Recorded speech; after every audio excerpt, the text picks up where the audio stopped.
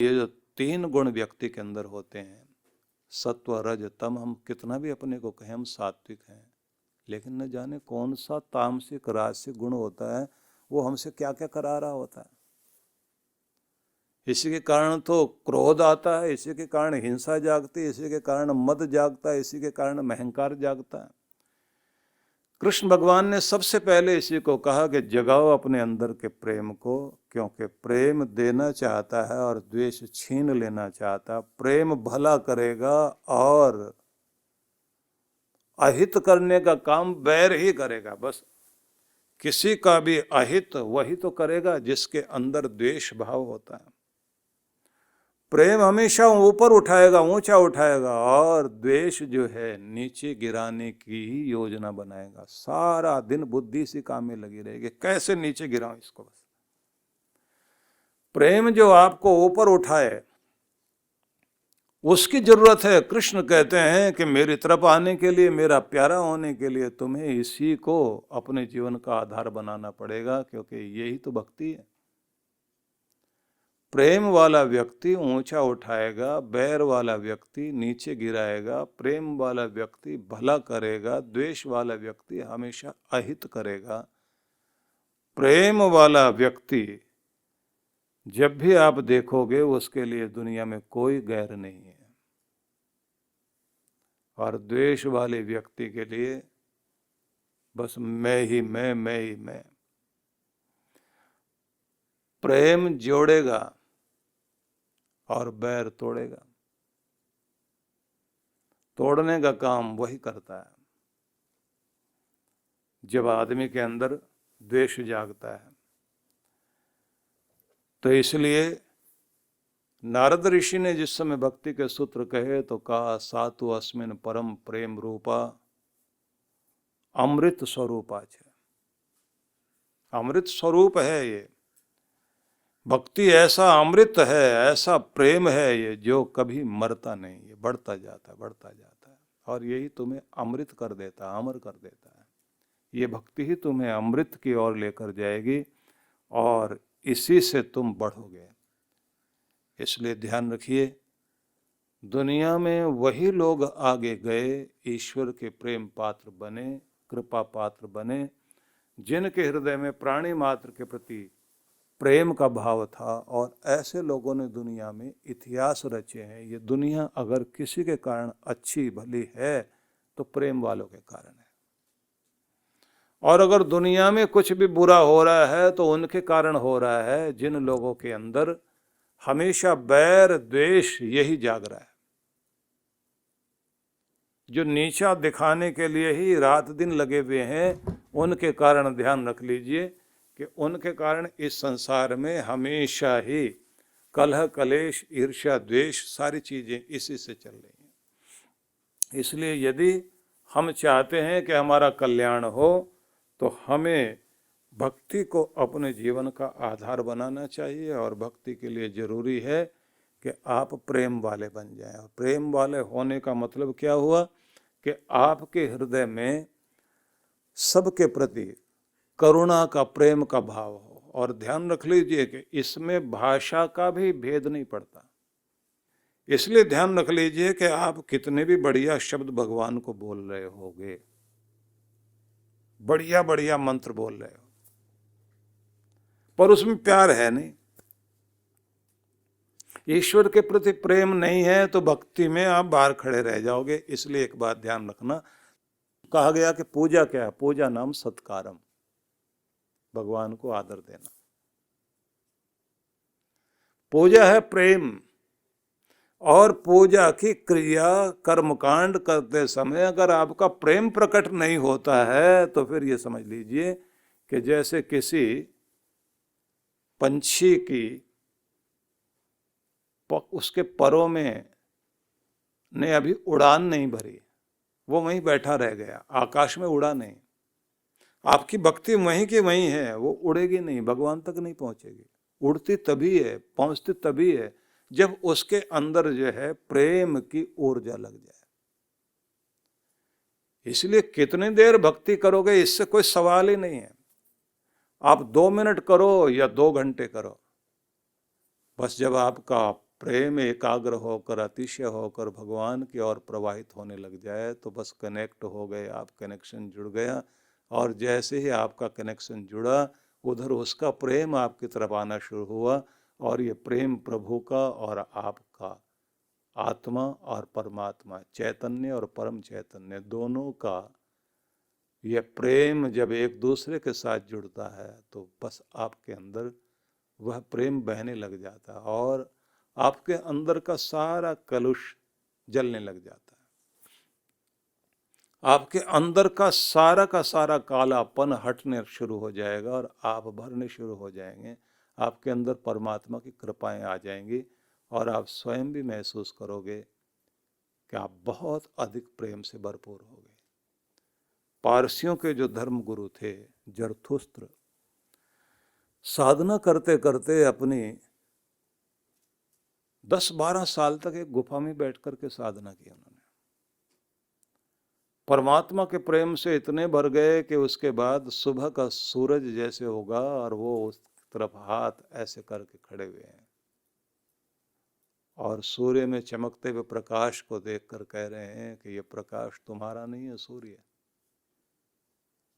जो सबको चमकाता है, ये प्रकाश उसका है और मैं उसको अनुभव कर रहा हूं। मैं हर वस्तु में अनुभव करता हूं, लेकिन अब उसने जो मेरे हृदय में मधु दिया है, शहद दे दिया है, प्रेम दे दिया भक्ति का, अब मैं उसको दुनिया में बांटने के लिए निकलना चाहता हूं। तो जाने के लिए तैयार हुए। इतनी देर में एक और योगी आ गए। उन्होंने जो है, बूढ़े योगी थे, उन्होंने कहा किधर जा रहे हो? नीचे जा रहा हूं, पहाड़ से उतरकर बस्ती की तरफ। संसार में जा रहे हो? तुम्हें पता होना चाहिए कि तुम्हारी मुक्ति में बस थोड़ा सा ही समय बाकी है। परमात्मा के धाम में मुक्त होकर परम आनंद को प्राप्त करोगे। यहां चख तो लिया तुमने उस स्वाद को। अब तुम्हारे लिए कोई अपना नहीं, कोई पराया नहीं। पूरी दुनिया से विमुख हो जाओ, ये माया की दुनिया की तरफ मत जाना, क्योंकि वहां गए तो जो जन्मों की यात्रा तुम्हें यहां तक लेकर आई है, उस यात्रा से वंचित हो जाओगे।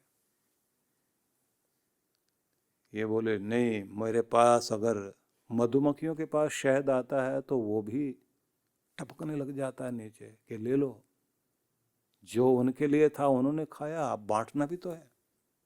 सूरज भी तो बांट रहा है, फूल भी तो खुशबू बांट रहे हैं, हवा भी तो जीवन दे रही है, नदियां भी तो सबके लिए जो है कार्य कर रही है, वृक्ष जो है अपनी डालियों के साथ फलों को लगाकर नीचे झुक जाते हैं कि लो।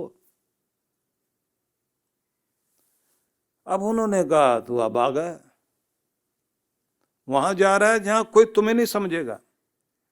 प्यार वाले लोगों को स्वर्ग बनाने वाले, जो इस धरती को स्वर्ग बनाना चाहते हैं, दुनिया नरक में जीती है, तुम्हें भी नरक में जाकर लाकर खड़ा कर देंगे। उन्होंने कहा नहीं, मुझे तो जाना है। और जैसे कोई आदमी बोल देता ना, जा मर, उन्होंने भी जाओ देखो तमाशा।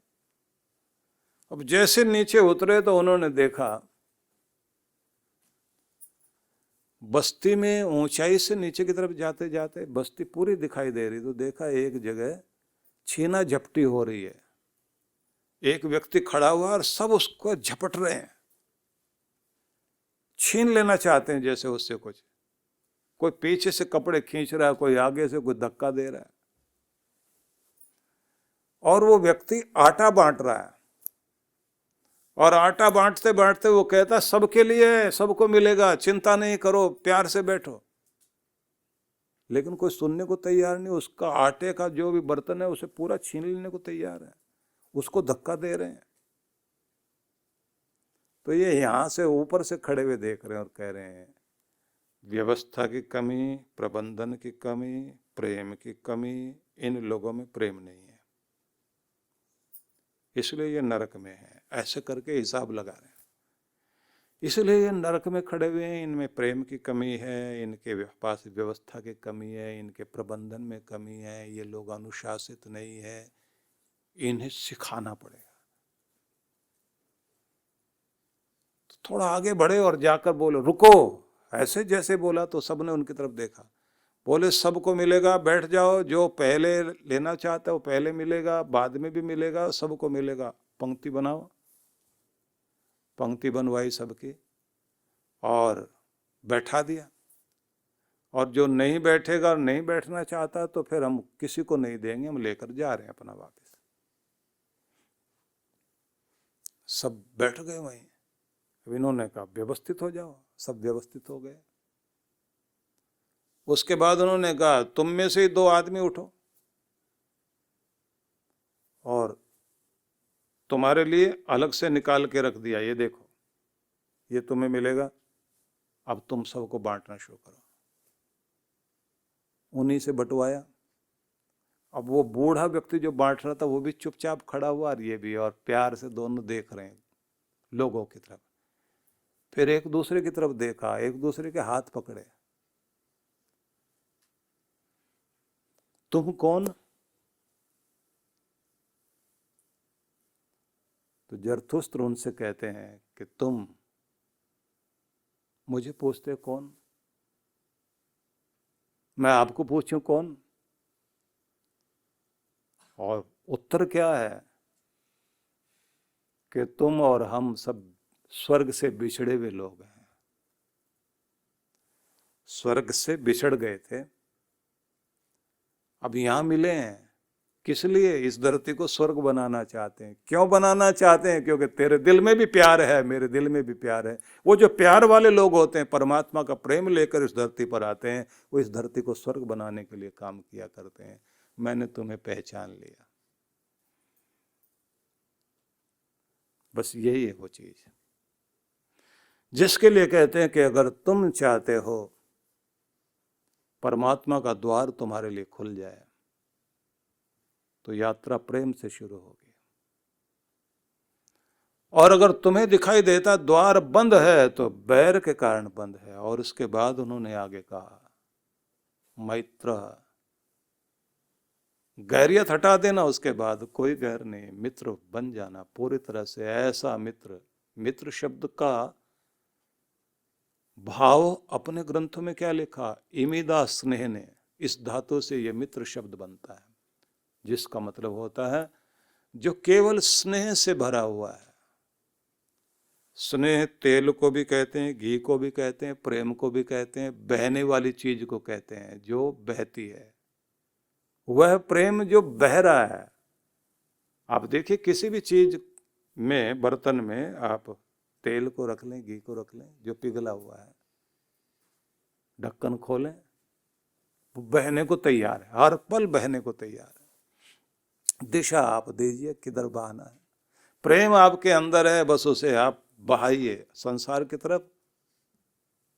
संसार में अगर बहाना है तो ये बात ध्यान में रख करके सभी प्राणियों में मेरा ईश्वर है, वहां बहाओ परमात्मा के लिए। और उसी प्रेम को भगवान की तरफ लेकर चलो तो आपकी भक्ति, पूजा पाठ, कर्म कांड, जो भी कुछ आप करते हैं उसमें जब तक प्रेम नहीं है तो आपकी भक्ति नहीं है। दूसरे ढंग से समझिए कि जब आप भक्ति करने बैठे तो प्रेम पूर्ण होकर के बैठे। आप उसके लिए क्या करेंगे? गुणगान गाना शुरू करो। तू मेरा रक्षक है, तू मेरा दाता है, कहाँ कहाँ कैसे कैसे कब कब किस किस रूप में तूने मेरी रक्षा की है, सदा मेरा सहायक है। मैं सोऊं लेकिन तू नहीं सोता है, मुझे रक्षा की हर पल जरूरत पड़ती है लेकिन तू ऐसा रक्षक है, तुझे किसी रक्षा की जरूरत नहीं पड़ती। तेरे भंडारे हमेशा भरपूर रहते हैं, कितना भी तो लुटा दे तेरा भंडारा कभी खाली नहीं होता। इसलिए तुझसे बढ़कर दाता कौन है? परमात्मा। और तुझसे बढ़कर ज्ञानी कौन होगा? सर्वज्ञ तू ही है। तेरा ही तो ये सारे संसार में ज्ञान और पूर्णता दिखाई देती है। मैं अल्पज्ञ तुझे क्या जान सकता हूँ। भगवान के गुणगान करना शुरू कर दीजिए और फिर गाइए और फिर झूमिए और फिर उसमें खो जाइए। बस आपका प्रेम परमात्मा की तरफ प्रकट होना शुरू हो गया। ऐसे ही पहले मूड बनाना होता है भक्ति करने से पहले। जब तक आप वो मूड नहीं बनाओगे, जाके कुछ मंत्र बोले और साथ में अपना डिमांड पत्र भगवान के सामने रख दिया, डिमांड लेटर हर एक के पास होता है, भगवान ये चाहिए। प्रार्थना करने में बोलने से पहले ही मांगना क्या है ये याद होता है। जितना बड़ा मंदिर, जितना प्रसिद्ध मंदिर, उतने ही पहले बड़ी डिमांड लेके जाते हैं, भगवान जी बस ये वाला काम पूरा कर देना, इसीलिए तो आया हूं। कहते हैं आप इतना गुणगान करो और ऐसे गाओ, ऐसे झूमो, ऐसे एकाग्र हो जाओ कि आपको अपनी होश न रहे और खो जाओ भगवान में। जैसे भगवान में आप खो गए तो आप कनेक्ट हो गए, और यहीं से फिर आप पर कृपा बहनी शुरू होती है। और वो कृपा किस रूप में आती है? जो भी आपके जीवन में कमी है, जिस भी तरह की चीज आपको चाहिए, वो प्यारा परमात्मा आपको उसी तरह से सब कुछ देना शुरू कर देता है। इसलिए भक्ति का कोई भी पाठ, पूजा, कुछ भी आप करते हैं, एकाग्र होना, प्रेम पूर्ण होना और उसी को सब कुछ मानना, उसका गुणगान गाना, उसमें खो जाना, ये जरूरी है। दूसरी बात, मोह को संसार से थोड़े समय के लिए नहीं, धीरे धीरे पूरी तरह हटाना, और जो चीज़ें आपको भटकाती हैं उनसे अपने आप को अलग करने की कोशिश करना, उनकी असलियत को समझना। भटकाने वाली चीज़ें, भड़काने वाली चीज़ें, जो आपको विचलित करें, वो वाली चीज़ें, उनसे बचना, और जिससे हम परमात्मा की तरफ जुड़ सकते हैं, उन सारी चीज़ों को अपने अंदर पैदा करना। ये सारी व्यवस्था करना शुरू कर दीजिए तो बात बननी शुरू हो जाएगी। इसलिए कहा गया यल लब्ध्वा पुमान सिद्धो भवति। नारद ऋषि कहते हैं कि जिसको पाने के बाद व्यक्ति सिद्ध हो जाता है, सफल हो जाता है। अमृतो भवति तृप्तो भवति। जिसे पाने के बाद व्यक्ति के जीवन में तृप्ति मिलती है और अमृत की प्राप्ति होती है, उसका नाम भक्ति है। इसलिए कहते हैं भक्ति भज सेवायाम। भक्ति भज भजना, नाम जपना और सेवा करना, दो चीजों का नाम भक्ति है। कि एक तरफ तो भगवान का गुणगान करना और दूसरी तरफ जो भी दीन दुखी हैं संसार में, उन सब के प्रति आप अपने ओर से सेवा सहयोग करना। इसलिए कृष्ण भगवान ने तीसरा शब्द करुणा कहा है। मित्रता, पहले प्रेम, मित्रता, फिर दया। बिना दया के बात बनेगी नहीं। और इससे आपको ये समझ में आएगा कि दुनिया में रहना कैसे और जीना कैसे। और इसलिए जितनी भी सांसें हैं उन सब का उपयोग कीजिए कि हम भगवान के होकर चलें और सांसारिक जिम्मेदारियां, कर्तव्य जितने भी हमारे हैं उनको हम पूरा कर सकें। हिमालय की गोद में पहाड़ों की वादियों के बीच व्यास नदी के तट पर मनाली ध्यान साधना शिविर। जन्म जन्मांतरों की पीड़ाओं से बाहर निकलने के लिए चांद्रायण अद्भुत तप है। इस बार के ध्यान साधना के लिए कुछ विशेष कार्यक्रम रखे गए हैं। एक तो नित्य साधना कराई जाएगी, दूसरी होगी डिवाइन ब्लिस मेडिटेशन, तीसरी जो है वो दिव्य शक्ति साधना कहेंगे, जिसका मतलब होगा कि आप जो है विश्व शक्ति से कैसे जुड़ सकते हैं, और साथ में वॉकिंग मेडिटेशन भी इसके अंतर्गत होगा। मन को बहुत शांति मिली, एक अद्भुत आनंद प्राप्त हुआ। जिस माइंडसेट और जिस भारी मन से मैं आई हुई थी यहाँ पे, वो काफ़ी कम हुआ है। और every time whenever I come for this शिविर I feel something different, a new energy in me. Thank you to Maharaj Shri and thank you to all of you. तो आज ही पंजीकरण कराएं